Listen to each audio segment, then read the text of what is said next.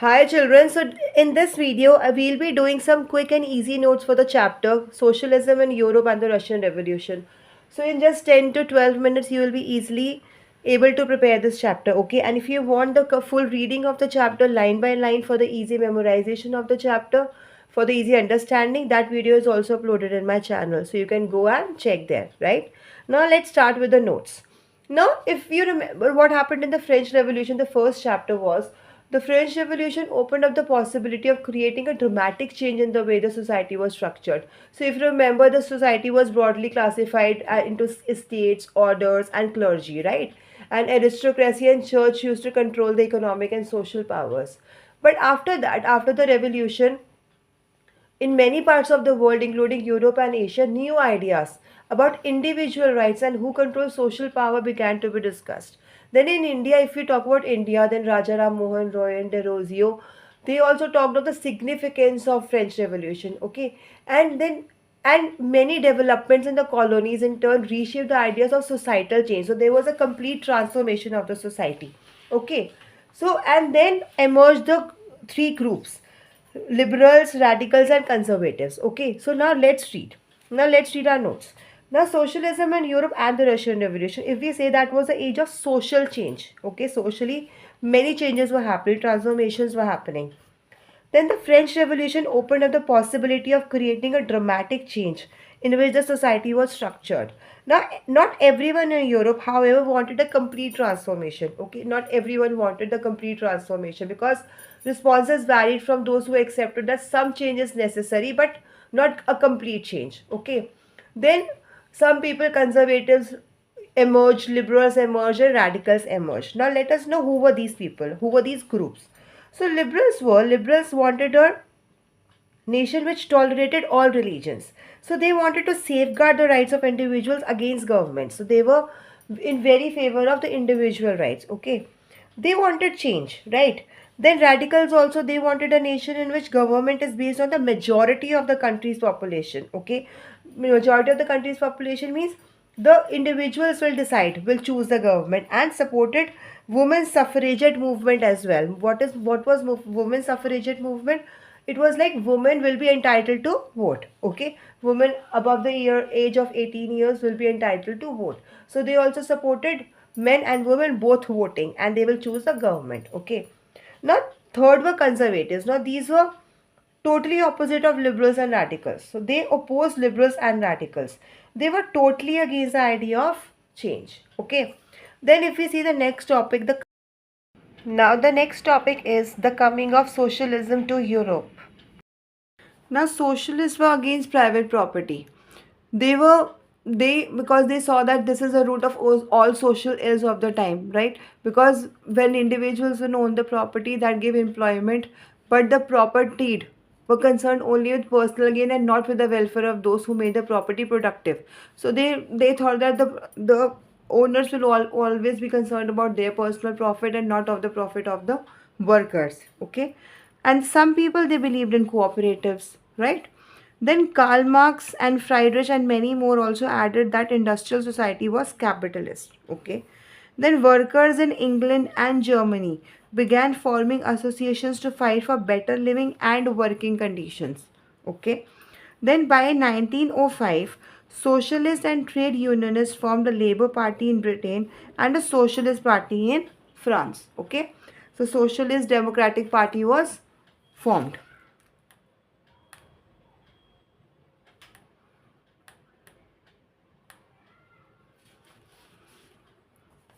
What we call as SPD. Okay, then then comes the Russian Revolution. Okay, now the Russian Revolution was a period of social and political change in Russia starting in 1917. Okay, this period saw the end of the Tsarist autocracy and the rise of the Soviet Union. So Tsar Nicholas II was the ruler at that time. So this period saw the end of the Tsarist autocracy and the rise of the Soviet Union. This period also highlights Russia abolishing the monarchy and adopting a socialist form of government. Now, what is monarchy? Monarchy is the country will be completely ruled by the king. Okay, so there will be no equality of people. There will be no role of people in the government. Only the king will be the head, right?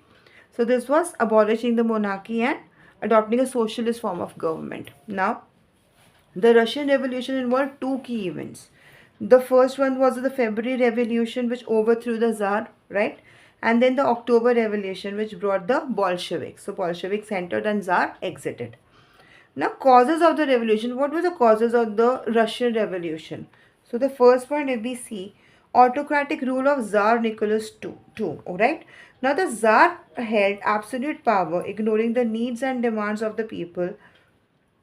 The first one is autocratic rule of Tsar Nicholas II. The Tsar held absolute power, ignoring the needs and demands of the people, leading to dissatisfaction among peasants, workers, and even some nobility. Okay, so that was an autocratic rule.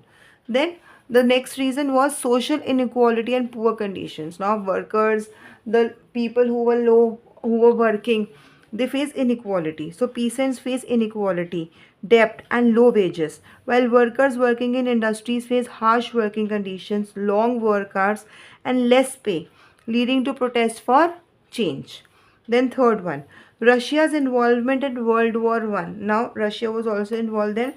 In 1914, a war broke out in between two alliances. Okay, the first alliance was Germany, Austria, and Turkey, right? And this we call as the Central Powers. And the other one was France, Britain, and Russia. Okay.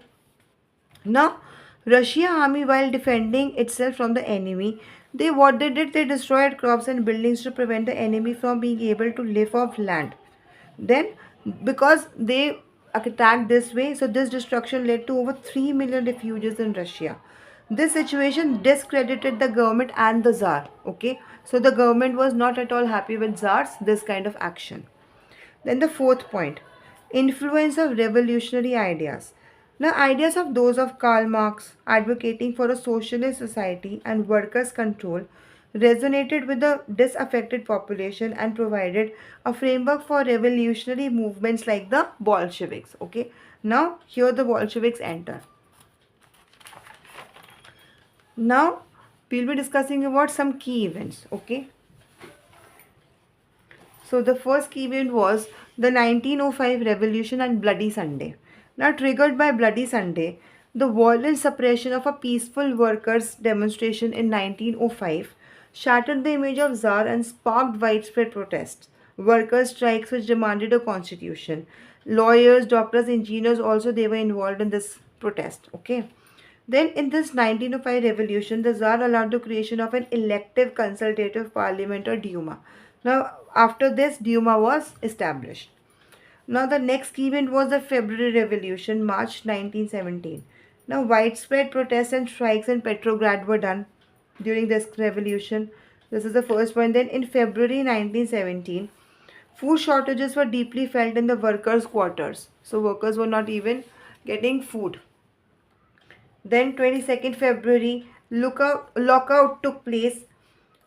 Then 22nd February, lockout took place at a factory on the right bank, followed by strike. Then on Sunday, 25th February, the government suspended the Duma. Now the Duma was suspended because it was not functioning properly. Then on 2nd March, Tsar was abdicated. Okay. So on 2nd March, Tsar was abdicated. Then after these events, when we'll talking about April 1917. Okay. Now Bolshevik leader Vladimir Lenin's entry to Russia. He declared that the war be brought to a close, land be transferred to the peasants, and banks be nationalized. Nationalized means now these will be controlled by the government. So these three demands were Lenin's April thesis. Okay, if you will be asked what April thesis, so the three demands were done by Lenin. First was that he declared that the war be brought to a close, land be transferred to the peasants, and banks be nationalized. Now the third key event was the October Revolution. 16th October 1917. A military revolutionary committee was appointed by the Soviet under Leon Trotsky to organize the seizure. Okay. Then 24th October, the military revolutionary committee ordered its supporters to seize government offices and arrest ministers. Okay. Then in November 1917, most industry and banks were nationalized. This meant that the government took their ownership and management. Okay. Now the third key event was The Russian Civil War, 1918 to 1922. Now, here the Bolsheviks entered. The Bolshevik Red Army, they were divided into according to colors. The Bolshevik Red Army fought against the non-Bolshevik, that was the White Army, okay? And these were supported by foreign powers, okay? So now, what was the impact and changes? Okay, so what were the impact of changes of this whole revolution? So the first point is social and economic transformation, right? So during civil war, a process of centralized planning was introduced. Officials set up 5-year plans. This kind of planning led to economic growth. Okay, industrial production increased between 1929 to 1933 by 100% in case of oil, coal, and steel, right? Now the second was impact was end of czarist monarchy. Now monarchy was ended, so end of autocratic rule. Everything was ruled by the king. So there this rule, this kind of rule was ended. Then establishment of the world's first communist state, the Soviet Union. The Bolsheviks under Lenin established a new form of government based on communist ideology, significantly influencing global politics. Then the next impact was withdrawal from World War One. Now Russia signed the Treaty of Brest-Litovsk, ending its involvement in the war. Then the fifth one was global impact. Now in many countries, communist parties were formed. It challenged the capitalist world order and influenced anti-colonial struggles. Okay, the revolution success led to the formation of the Soviet Union, which was a new global power.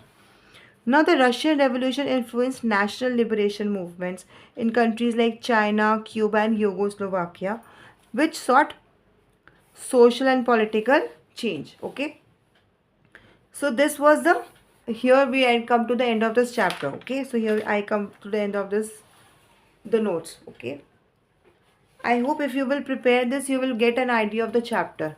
Okay, so thank you.